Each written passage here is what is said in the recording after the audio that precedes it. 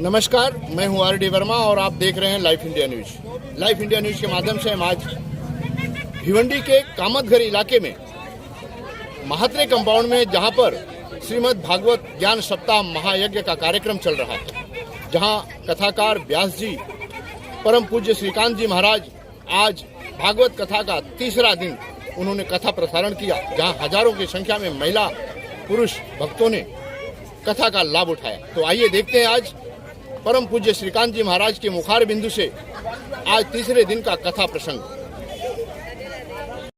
ये जो ब्राह्मण आया हुआ है, कह रहा है साल साल भर का मैं ले लेता हूँ, छोड़ता ही नहीं है। मुर्दा घाट पे आया तो भी नहीं छोड़ा। मेरे पास तो कुछ है नहीं। भगवान ने कहा कुछ भी नहीं। बोला कुछ भी नहीं।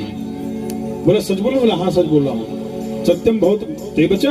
हाँ सत्य बोला, कुछ भी नहीं। अच्छा भैया कुछ मेरे से आप उधार ले लो। कुछ जल अक्षत लिया, तुरंत भगवान ने कौड़ी उठा के, संकल्प हो चुका है। स्नान किया। स्नान करने के बाद कुछ पास में था नहीं, भगवान नारायण से ही उधार ले लिया और मैं आपको दे दूंगा। भगवान से उधार लिया। प्रभु तुरंत जो है पंडा जी के रूप में है, ब्राह्मण के रूप में है। आप दान चलिए अपने घर में चले। अपने राजमहलों में गए हुए हैं। प्रभु से भी रहा नहीं गया, क्योंकि जो संकल्प हो जाए उसे छोड़ना नहीं चाहिए। जो संकल्प हो जाए दोनों के लिए लाभ होता है। जजमान भी दे देवे और ब्राह्मण भी पा जावे। अब पीछे पीछे पीछे पीछे पीछे पीछे प्रभु पधारे। प्रभु पधारे। वहां से दानचंद जी की पत्नी आई हुई है। अरे आपने किसी बुलाया है क्या? कोई ब्राह्मण को आपने बुलाया क्या? कोई पंडा जी को बुलाया क्या? ना बाबा ना, मैंने किसी को नहीं बुलाया। अरे हाँ कुछ वो दान करने कोई बात थी क्या? वो कह रहे हैं कि दान देने के लिए। दानचंद जी दान नहीं देने के लिए क्या कहा कि जाओ कह दो कि दानचंद जी चले गए। दानचंद जी अपने पत्नी से कहा कि बता दो ब्राह्मण को दानचंद जी नहीं रहे तो स्वर्गलोक गमन हो गया है। स्वर्गलोक गमन हो गया। बात गंभीरता सुनिए। आज इस बात को अपनी देखिए, मातृशक्ति ऐसी लालिमा है, वह शब्द नहीं कह पाई। क्या कही? ब्राह्मण के पास आने के बाद पंडा जी के पास क्या कही? मेरे पति परमेश्वर तो थोड़ा सा, मेरे पति परमेश्वर अस्वस्थ हो चुके हैं, बीमार हो चुके हैं। आज यह प्रश्न सुनकर प्रभु ने कहा जब मेरा जजमान अगर बीमार हो गया है तब तो और नहीं जाना चाहिए, और 2-4-6 दिन बाद भी जब तक ठीक नहीं तो तब तक मैं भी आपके ही श्री वर्णाश्रम आश्रम में ही। और भय विपत्ति कि जब विपत्ति का समय आवे तो संत ना छोड़कर अपने जजमान को ना जाओ। भैया रुपया पैसा उड़ता हो तो ब्राह्मणों की लाइन लगती, विपत्ति का पहाड़ टूटे तो लोग पिछड़ा। आज यह शब्द सुनकर भगवान नारायण आज उसी में वास करते। प्रथम दिवस बीता, दानचंद श्वास को खींच लिया। द्वितीय दिवस बीता, फिर से वही पत्नी आई। प्रभु अब तो मेरे पति परमेश्वर चले गए। कहाँ चले गए? स्वर्गलोक चले गए। ध्यान दीजिएगा। अब स्वर्गलोक चले गए, आप अकेली हो। लगी रोने लगी। आप अकेली हो। आस पास में मैं ही कह देता हूँ दानचंद जी चले गए। दानचंद जी का परलोक गमन हो गया। श्वास को खींचा है। आगे भैया जो बांधने वाले चिट्ठी वाले होते हो हर जगह पड़े रहते हैं, खींच खींच कर बांधा है, खींच खींच कर बांध रहे हैं। दानचंद जी श्वास को खींचे पड़े हुए हैं। पूरी तैयारी हो गई, चिट्ठी सज गई है। भगवान सोचे अभी तक मैंने जगत में आज तक मैंने किसी से हारा नहीं। ये एक ऐसा भक्त मिला है कि आज इससे मैं हार गया। आज इससे मैं हार गया है। समय आया, बध गया। बधने के बाद भी अभी विश्वास नहीं खोला है। पत्नी तड़प रही है, मेरे पति जी गए नहीं, अभी जिंदा हैं। आज जितनी सभा लोग जुटे हुए हैं, भैया कुछ भी हो जाए, ये जो पत्नी है ना, मातृशक्ति है। पत्नी बहुत प्रेम करती थी, इसलिए मैं सच कह रहे, मेरे पति मरे नहीं, मेरे पति जिंदा है। कोई बात नहीं सुने, मेरे पति जिंदा है, अभी मरे नहीं है। वो दक्षिणा नहीं देना पड़े, इसलिए आज उस श्वास को खींच रखे हैं। कुछ भी हो जाए, कुछ भी हो जाए, लेकिन आज पत्नी है ना, प्रेम में बाबरी हो गई है, पागली हो गई है, बाबरी हो गई है। ऐसे वात्सल्य प्रेम में है, इसकी बात कोई। धीरे धीरे राम नाम सत्य है, घोष भी लगना, चिट्ठी पे चढ़ गया, श्वास को खींचा है। चिता लिटा दिया गया है, अंतिम अग्नि देने का समय आ गया है। भगवान ने कहा, भैया जरा मुझे इस दानचंद जी के कानों में मंत्र देना है।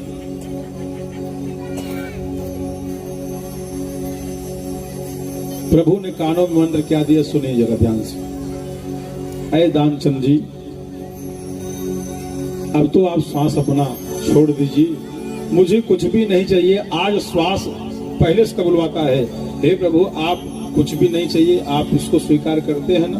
मैं कुछ देने वाला नहीं हूं, लेकिन हाँ एक चीज आपसे मांग रहा हूं। फिर से मैं देने वाला कुछ भी नहीं, मैं आपसे एक चीज और मांग रहा हूं। जो आपने मुझे उधार दिया था ना, जो मुझे आपने उधार दिया था ना, आज उसी उधारी को आप माफ कर दीजिए।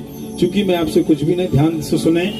जब दानचंद जी अपनी श्वासों को खींच के रखे थे, श्वास रोक के रखे थे, तो भगवान ने संकल्प को वही कहा कि जो मुझे एक कौड़ी आपने दान दिया, उसी को आप भूल जाइए। जो है आज प्रभु का ऐसी कृपा है कि जिस समय दानचंद जी आंखों को खोलते हैं, तुरंत देखें साक्षात यहाँ भगवान नारायण आए हुए हैं।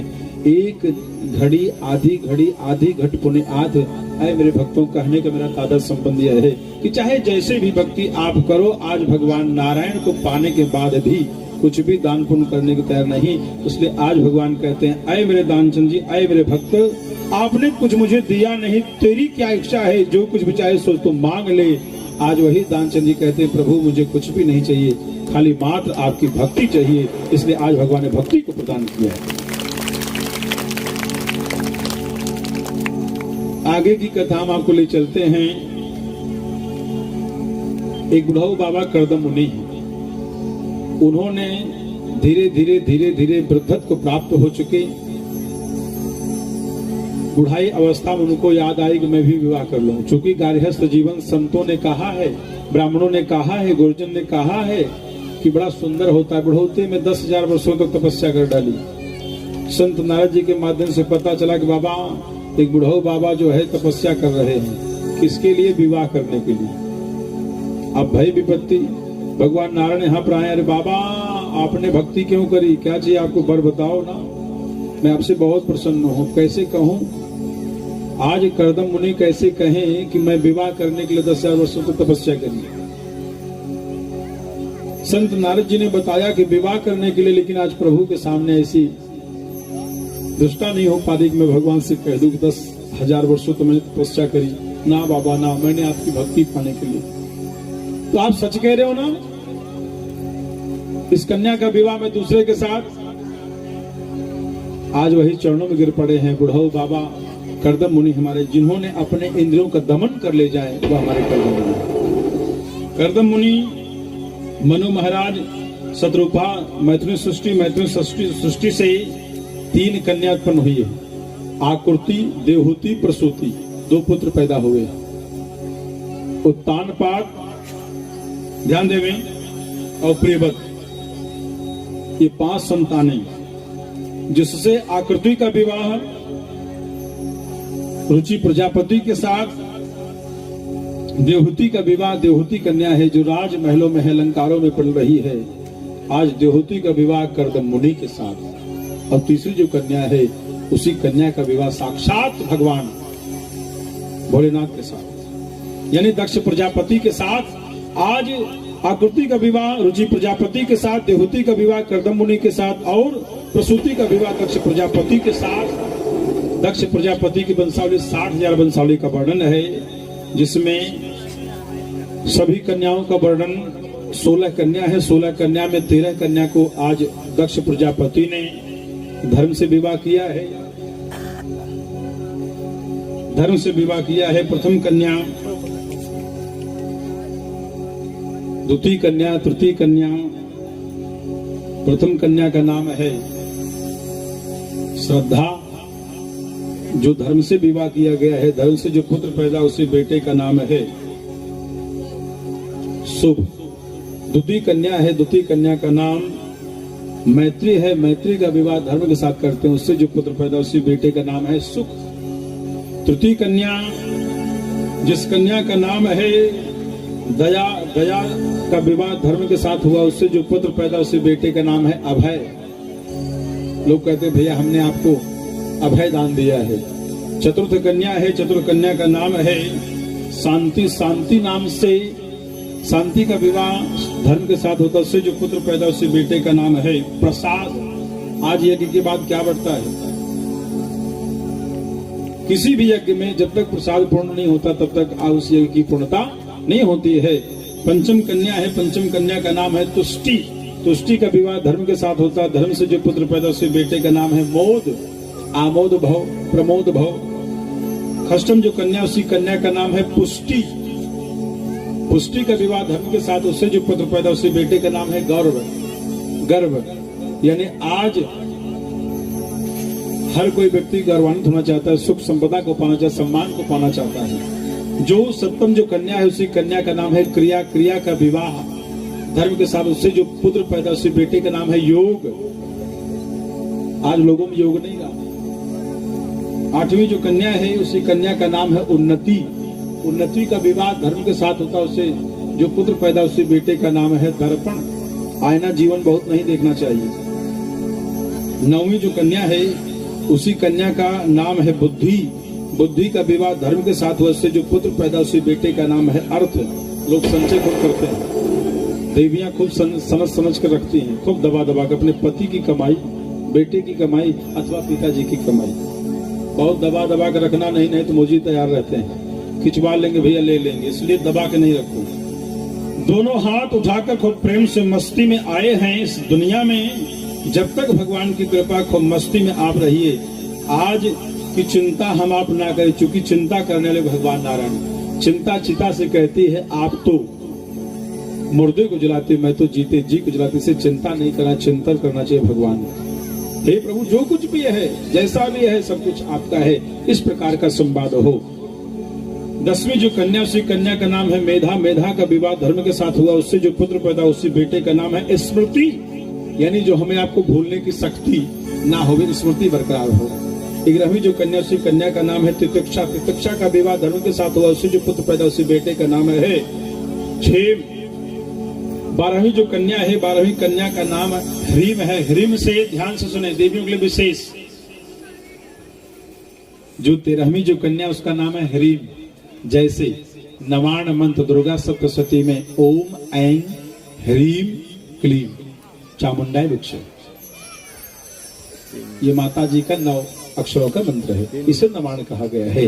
ऐम एक तरफ, ह्रीम क्लीम एक तरफ, बीच में जो बिंदी है उसी का यमगणना नाम नासिका मकार। बिंदी जो है वही जगत की शक्ति है, सृष्टि है। और आज पूरे जगत को मैया जो है आच्छादित बनाकर रखी, चूंकि आज ह्रीम से ही तो जीवन चल रहा है, ह्रीम से ही तो रोजगार है, ह्रीम से ही तो परिवार है।